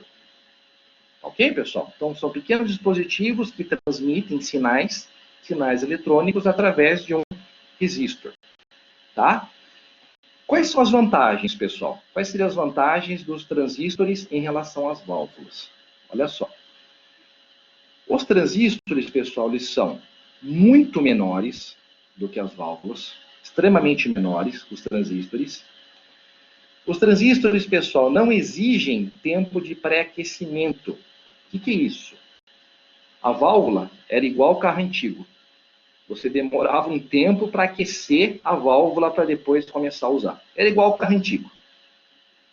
Percebem, pessoal? Vocês tinham que aquecer as válvulas para depois começar a usar o computador. Era igual ao carro antigo. Tá? Que mais? Os transistores consumiam muito menos. Os transistores, né, que a gente está falando agora, pessoal, eles consomem menos energia do que as válvulas. Tá? Os transistores, pessoal, são muito mais rápidos e confiáveis do que as válvulas. Por quê? As válvulas, pessoal, davam muito problema. As válvulas queimavam muito. As válvulas queimavam de 6 em 6 horas, as válvulas queimavam. Os transistores não. Os transistores são muito mais rápidos e muito mais confiáveis. Eles não dão problema. Tá? E os transistores também, pessoal, consequentemente, eles também geram muito menos calor. Né? Os transistores não aquecem muito como as válvulas aquecem. As válvulas sempre tinham problema de superaquecimento. Tudo bem? Legal, pessoal? Vocês estão aí me acompanhando? Vocês estão conseguindo me acompanhar aqui? Tudo bem? O pessoal está online? Está tranquilo aí, pessoal? Sim? Legal. Vamos lá, pessoal, que já são... A Vanessa aí levantou a mão. Se quer perguntar alguma coisa, Vanessa? Sim ou não? Se quiser perguntar, Vanessa. Ou às vezes também só está testando a ferramenta, né, pessoal? Testando ali a ferramenta de erguer a mão. Ou se não, pode digitar no chat aí que a gente conversa um pouquinho. Também, se vocês quiserem, pessoal, deixa um tempo no final da aula para a gente tirar as dúvidas, tá? Se vocês quiserem, pode ser assim também. Se vocês não quiserem perguntar agora, vou pedir para vocês fazerem o seguinte. Anota a pergunta no bloco de notas. Hoje eu pretendo ficar com vocês aqui até meio-dia, tá? Posso ficar aí até meio-dia, até um pouco mais de meio-dia, aí tirando as dúvidas de vocês. Então anota aí no bloco de notas e eu posso ficar conversando com vocês aí até além da aula para poder conversar e tirar as dúvidas de vocês. Fechou, pessoal? Pode deixar anotadas as dúvidas no bloco de notas. Legal. Continuando, pessoal. Alguns fatos importantes da segunda geração. Né? Dessa segunda geração, que é a geração dos transistores. Vamos lá. Houve o aparecimento de softwares para controle e gerenciamento de sistemas. Olha que bacana, pessoal. Começou a aparecer sistemas e softwares para fazer gerenciamento do sistema de computação, para fazer gerenciamento do computador. Começou a aparecer isso. Olha que legal. Aqui também na segunda geração, pessoal, começou a aparecer linguagens de alto nível. Apareceu a linguagem Assembler, apareceu o Fortran, apareceu o COBOL. Né? Então começaram a surgir linguagens de programação de alto nível. Tá? Em 1962, introduziu-se o conceito de armazenamento de dados em disco, né? Que complementou aquele conceito de fita magnética que já existia até então. Então olha que bacana, pessoal. Até aí mais ou menos 1960, 1961, o armazenamento era tudo feito em fita magnética. Tá? De 62 em diante, começou a aparecer dispositivos do tipo HD. Né, pessoal? Já ouviram falar de HD? O que é HD, pessoal? Coloquei no chat ali. É o hard disk.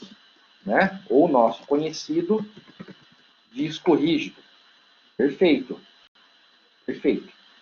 Tinha pessoas que antigamente, pessoal, chamavam o disco rígido de Winchester. Já ouviram falar desse termo, pessoal? Winchester? Né? Não sei se alguém já ouviu falar, mas o HD antigamente era chamado de Winchester.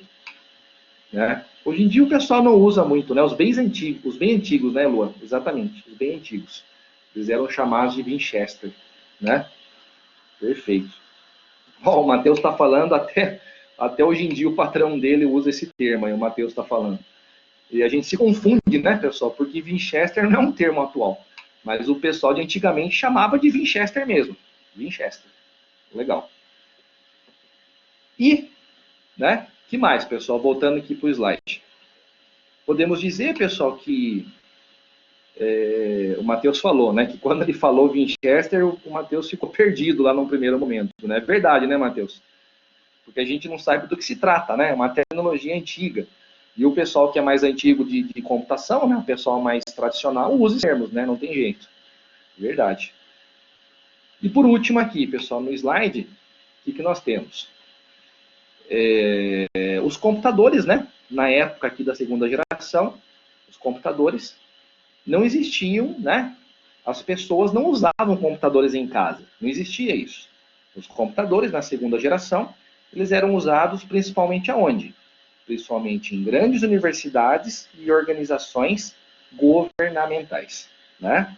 Nessa época, pessoal, da segunda geração, as pessoas não tinham computador em casa, não tinham computador pessoal, não tinha PC, não tinha desktop, né? Basicamente, quem tinha computador nessa época eram as grandes universidades, né? E órgãos do governo. Tudo bem? Legal, pessoal? Tranquilo? Tranquilinho? Maravilha. E aí, pessoal, agora vamos entrar na explicação aqui da terceira geração, onde a gente vai falar sobre os CIs. Vamos falar sobre os circuitos integrados, tá? Que foi mais ou menos de 1965 até 1970. Tudo bem, pessoal? Então vamos lá. Olha só. Vamos lá. Aqui, pessoal, ele está falando que cada transistor, não é? Cada transistor usado na segunda geração era um dispositivo que deveria ser soldado na placa de circuito, não é? Conforme o número de transistores aumentou, não é, pessoal, na placa de circuito, o trabalho de montagem da placa se tornou cada vez mais difícil. Concordam comigo, pessoal? Por quê? Porque o transistor, pessoal, ele não é um dispositivo pequeno. O transistor é um componente grande, ele é relativamente grande. Então, à medida, pessoal, que a gente ia soldando os transistores na placa, né, chegava uma hora, chegava um momento que ficava inviável a construção de uma placa. Né? Daqui a pouco a placa, a gente ia retroceder, a gente ia voltar para o passado. A gente ia ter uma placa gigantesca e a gente ia ter que voltar à época do computador ENIAC e UNIVAC, né, pessoal? A gente ia ter que retroceder. Por quê? Porque os transistores, eles são dispositivos relativamente grandes, né? Em se tratando de computação atual, os transistores, eles são grandes. Então, quanto mais transistor você colocava na placa, maior a placa ficava, né? E a gente precisava soldar mais e mais transistores para poder armazenar mais e mais dados, né, pessoal? Para poder armazenar mais e mais informações. Tudo bem? Tudo bem. Olha só, continuando. O CI, o circuito integrado, ele é um circuito eletrônico completo, miniaturizado, manufaturado sobre um pequeno chip de silício, tá? E podemos dizer, pessoal, que o silício, ele é um dos elementos mais abundantes, né, pessoal, que tem na Terra, que tem na costa terrestre, né? E o circuito integrado, o CI, ele usa na sua construção o silício, né? Na sua elaboração, na sua construção, na sua manufatura, o CI usa como base o silício. Ok? Ó, continuando aqui, o que nós temos? Em 1965, os CIs, né, os circuitos integrados, eles começaram a substituir os transistores nos computadores. Olha que fato importante, pessoal. Tá? Em 65, os CIs começaram a substituir os transistores na construção e na manufatura dos computadores. Tá? Existe uma lei, pessoal, que é muito importante na nossa área, que ela é chamada de Lei de Moore. Tá? Alguém já ouviu falar, pessoal, da Lei de Moore? Se o pessoal quiser até colocar aí no chat.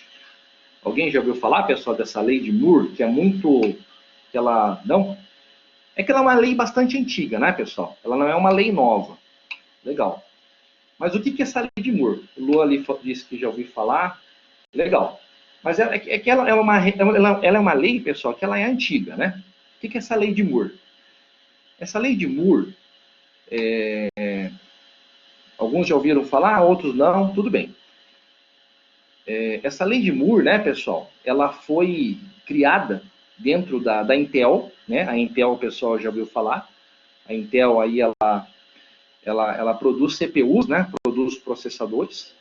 Ela é uma multinacional aí norte-americana, né? Que produz processadores, CPUs, tá? E essa lei de Moore, pessoal, ela foi obtida por observação, tá? Por observação em 1965. E o que essa lei fala, pessoal? O que essa lei afirma? Né? Essa lei fala, pessoal, que o número de transistores, ou o número de componentes, digamos assim, o número de componentes que podem ser colocados em um único chip, tende a dobrar a cada ano. O que é isso, pessoal? Resumindo, sintetizando, o que é essa lei de Moore? Essa lei de Moore, pessoal, ela fala exatamente sobre um princípio, que até vou colocar aqui no chat aqui. O princípio da miniatur... Deixa eu ver se eu estou colocando certo aqui para vocês, pessoal. Miniaturização. Esse é exatamente esse termo, pessoal. É isso, alguém me ajudou aí. Que tá difícil sair a palavra. Isso mesmo, Ludwig. Obrigado, Ludwig. Miniaturização. Perfeito, Ludwig. O que é isso? Miniaturização, pessoal, é exatamente o que acontece na nossa área. E é exatamente o que a lei de Moore está falando aqui. Resumindo, ou seja, vocês concordam comigo, pessoal, que a nossa área, desde quando surgiu o ENIAC, o UNIVAC, que eram computadoras que ocupavam salas inteiras, até os dias atuais, concorda, pessoal, que o que a gente vê na nossa área é a miniaturização da tecnologia? Vocês concordam comigo, pessoal? Concordam que hoje em dia a gente tem computadores cada vez menores? Sim. Quer um exemplo, pessoal? Hoje em dia não tem relógio que é praticamente um... Com certeza, né, Lua? Com certeza. Smartphone hoje em dia é um computador. Hoje em dia tem smartphone que é melhor do que um computador pessoal. Tem ou não tem, pessoal? Tem. Hoje em dia tem smartphone que é melhor do que um PC. Não é? Hoje em dia, pessoal, tem gente que tem relógio, que o relógio, praticamente o relógio dele, o Watch, né? O Google Watch, Apple Watch, tem gente que tem um relógio que praticamente não é um computador. O relógio, né? O Ludwig falou, o smartwatch, computação quântica, né, pessoal? Computador quântico, né? Então, essa lei de Moore, pessoal, ela tem tudo a ver com a nossa área. Né? A nossa área ela tem cada vez mais miniaturizado, cada vez ficando menor. Não é? Daqui a pouco aí, pessoal, vocês vão ter um computador que funciona dentro de um grão de arroz. Um computador de um grão que funciona num grão de feijão. Mas isso já é até uma realidade, né, pessoal? Isso aí não é mais mito. A computação quântica, que o Ludwig falou, a computação quântica é isso aí, né, pessoal? Um computador quântico, né? A gente pode criar hoje em dia, não sei se o pessoal já ouviu falar, vocês já ouviram falar, pessoal, dos nanorobôs? Nanorobôs que usa nanotecnologia? Já ouviram falar dos nanorobôs? O que é um nanorobô, pessoal? O nanorobô, ele pode ser injetado na corrente sanguínea de uma pessoa. O nanorobô poderia, né, ser injetado na corrente sanguínea de uma pessoa. E ele poderia atacar um problema de saúde exatamente onde ele acontece na pessoa, sem ter que fazer uma cirurgia, sem ter que fazer um procedimento invasivo, né, um corte na pessoa. Então, hoje em dia, a gente pode trabalhar com esse conceito de computação quântica, nanotecnologia, nanorobôs, que podem ser introduzidos na corrente sanguínea de uma pessoa. Então, tudo isso é amplamente possível, né, pessoal? Então, percebam que essa lei de Moore, ela tem tudo a ver, né, com os dias atuais. Ela foi criada em 1965, tem tudo a ver com a evolução da tecnologia até os dias atuais. Concordam comigo, pessoal, que ela tem tudo a ver?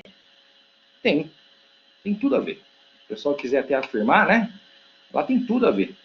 Né? O Ludwig falou, tem lentes óticas com zoom integrado, né? Então, realmente, aí é exatamente o princípio da miniaturização. Tá difícil sair a palavra aí, né, pessoal? Tá difícil. Ó, vamos lá, pessoal. Tem que terminar e daqui a pouco para ir para a aula de programação, né? Vamos lá. E tem um intervalinho também. Vamos lá. Ó, as principais consequências da lei de Moore, pessoal. Olha só. Como o custo por chip permanece praticamente o mesmo, o custo do hardware tem caído, né? Antes era mais caro, hoje em dia comprar um PC é muito mais barato. Concorda comigo, pessoal, que barateou muito o custo do computador? Barateou. Década de 80, pessoal, pouquíssimas pessoas tinham computador pessoal. Década de 80. Eu mesmo não tinha um computador, pessoal. Eu tinha um 386, eu conseguia só programar em Pascal e olha lá. Né, na década de 80. Era muito caro o computador. Tá? Hoje em dia barateou muito. Não é? Como os elementos básicos, né, os componentes, estão cada vez mais próximos, né, pessoal? Como os componentes eletrônicos de uma placa estão cada vez menores, né, eles ficam, então, cada vez mais juntos, ficam cada vez mais próximos. Né? Dessa forma, a velocidade de operação tem aumentado muito, a performance, né, pessoal? Por quê? Por exemplo, se nas placas mais antigas eu precisava de uma via de comunicação entre dois registradores, hoje em dia não preciso mais dessa via de comunicação na placa, entre dois componentes, entre dois registradores. Né? Porque esses dois registradores, esses dois componentes na placa podem ficar muito mais próximos. Concordam comigo, pessoal? É verdade, o Matheus está falando, né, Matheus? Hoje em dia as pessoas compram muito mais notebook, né, pessoal? Com certeza. Né? Perfeito. Até porque você pode levar o notebook, né, no metrô, no trabalho. Realmente, eu não posso estar enganado, pessoal, mas acho que computador pessoal pode realmente estar realmente diminuindo aí as vendas e aumentado a venda realmente de notebook, né? Verdade, o Marcos falou. Tem placa de vídeo que custa mais caro que um carro, né? Tem mesmo, pessoal. Placa, né, para gamer, para jogos. Realmente, tem mesmo. Inclusive, eu estou falando aqui, pessoal, no slide, sobre a memória cache. Né? O que é a memória cache, pessoal? A memória cache é uma memória de acesso mais rápido se a gente for comparar com a memória RAM. Né? Nos computadores mais antigos, pessoal, a memória cache ela ficava separada da CPU. Hoje em dia, pessoal, nos computadores mais novos, a memória cache fica dentro da CPU, dentro do processador. Ou seja, o acesso fica ainda mais rápido. Tá?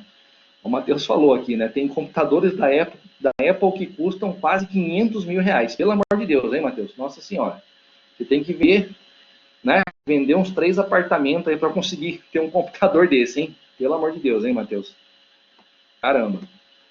Legal. Continuando, pessoal, vamos lá. Os computadores, né?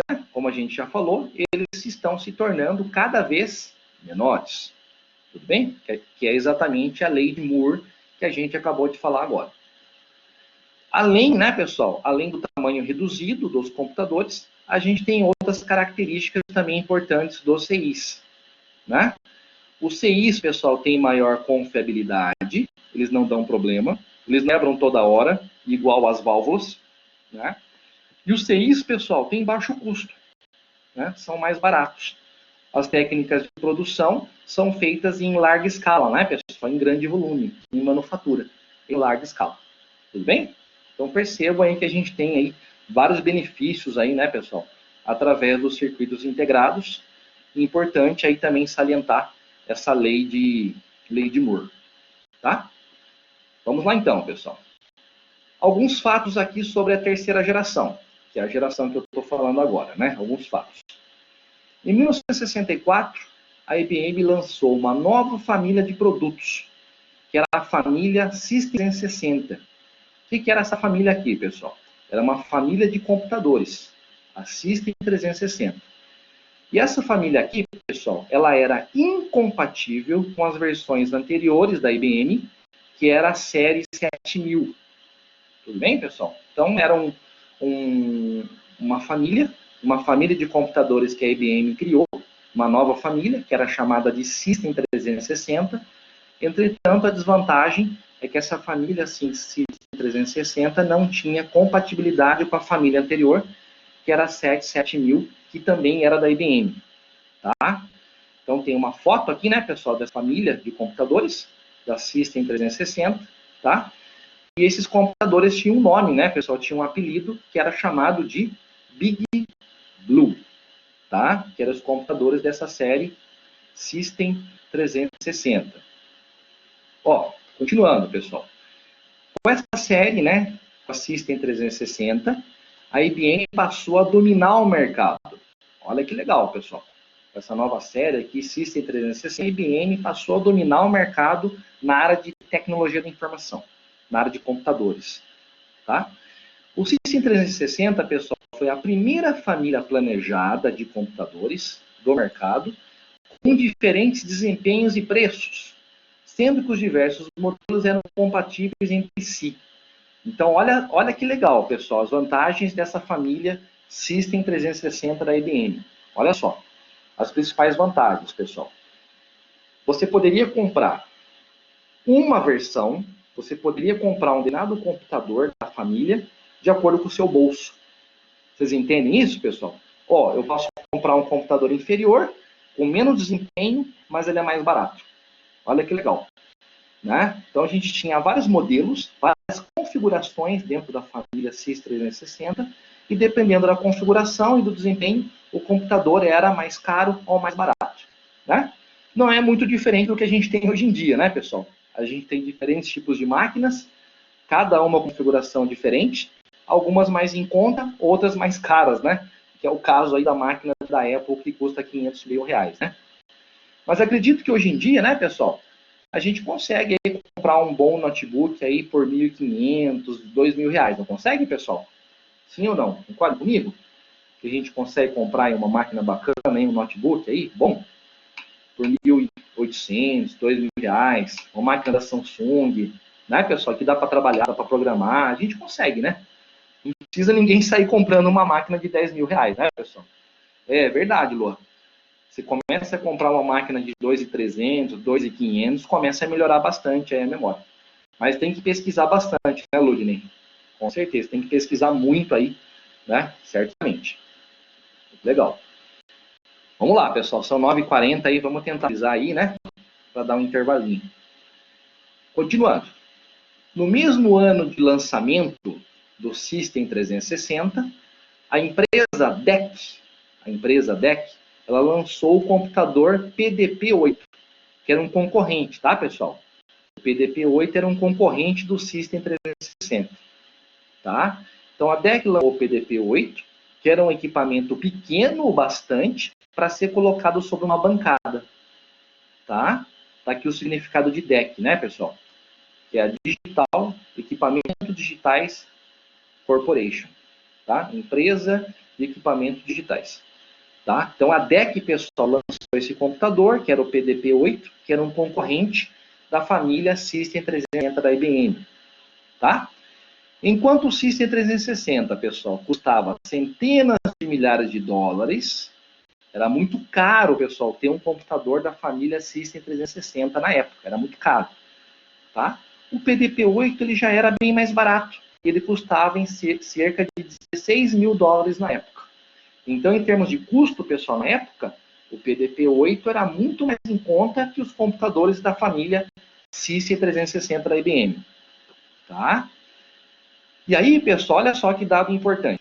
O PDP-8 colocou a DEC como a segunda maior indústria de computadores do mundo. Tá? Mesmo, pessoal, olha que dado importante, né?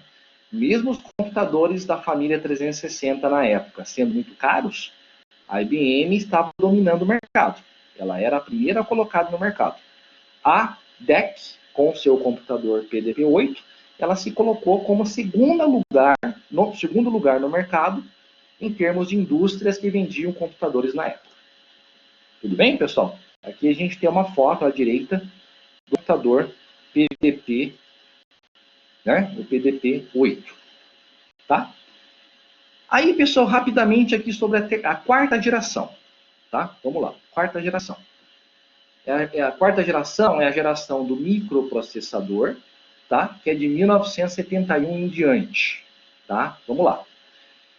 A quarta geração, pessoal, é como se fosse uma extensão da tecnologia de terceira geração, ok? Que é a geração exatamente dos CIs, dos circuitos integrados, tá?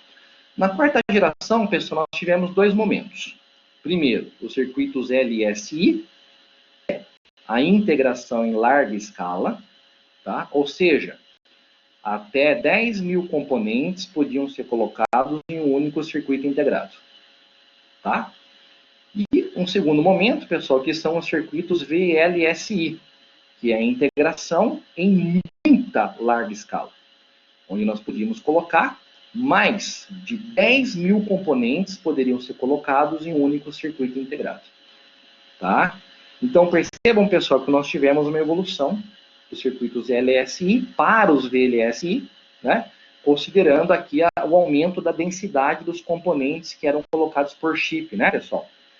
Nos circuitos VLSI, nós conseguimos colocar muito mais componentes do que nos circuitos LSI. E, consequentemente, pessoal, a velocidade, a capacidade de armazenamento, ela aumentava drasticamente quando você consegue colocar mais componentes por circuito. Tudo bem? Tranquilo, pessoal? Vamos lá, pessoal. Estamos quase acabando aí para dar uma respiradinha. Fatos históricos da quarta geração. Alguns fatos. 1971, a Intel lançou o primeiro chip, né, que continha todos os componentes de uma CPU. Olha que bacana, pessoal. Quais são os principais componentes da CPU? A unidade lógica aritmética e unidade de controle. Tá? Então, em 1971, a Intel lançou o primeiro chip, tá, que tinha já todos os componentes de uma CPU que nós temos até os dias atuais. Tá? Esse chip, pessoal, era o 4004, tá? E esse chip foi exatamente quem iniciou a era dos microprocessadores. Tá? 72. A Intel lançou o primeiro microprocessador de 8 bits, que era o Intel 8008, tá? Em 74, foi lançado o Intel 8080, que era o primeiro processador de uso geral, né, pessoal? E aí, aqui embaixo, a gente consegue perceber um pouquinho, pessoal, a evolução, né, dos processadores, né, dos microprocessadores. A gente consegue visualizar aqui um pouquinho a evolução dos microprocessadores. Então, aqui a gente tem o processador 8086, 80186, né? Não sei se, inclusive, o pessoal lembra dessa família de computadores. Começou com 186, né? Aí veio 286, 386, 486. O 386 eu cheguei a ter, pessoal. 386SX. Aí veio o 486, depois veio o Pentium, né? Aí veio o Celeron. Não sei se o pessoal lembra do Celeron. O Celeron era um concorrente da Pentium. Só que o Celeron, ele era, em termos de processamento, pessoal, ele era muito inferior ao Pentium. Até hoje, né, Luan? Ele é fabricado ainda, o Celeron, né? Mas o Celeron sempre foi inferior ao Pentium, né? Ao processador Intel Pentium. Mas é importante aí para a gente entender um pouquinho, né? Ah, o Matheus tem um Celeron? Você tem, Matheus? Que bacana. Legal. Show de bola. É importante, né, pessoal, para a evolução da computação, entender aí, né? Foi o processador do seu primeiro PC, né, Matheus? Legal. Os meninos aí falaram que tem um Celeron guardado, né, o Luan. Legal. Fantástico. Show de bola, pessoal. Pessoal, vou encerrar aqui então a gravação agora.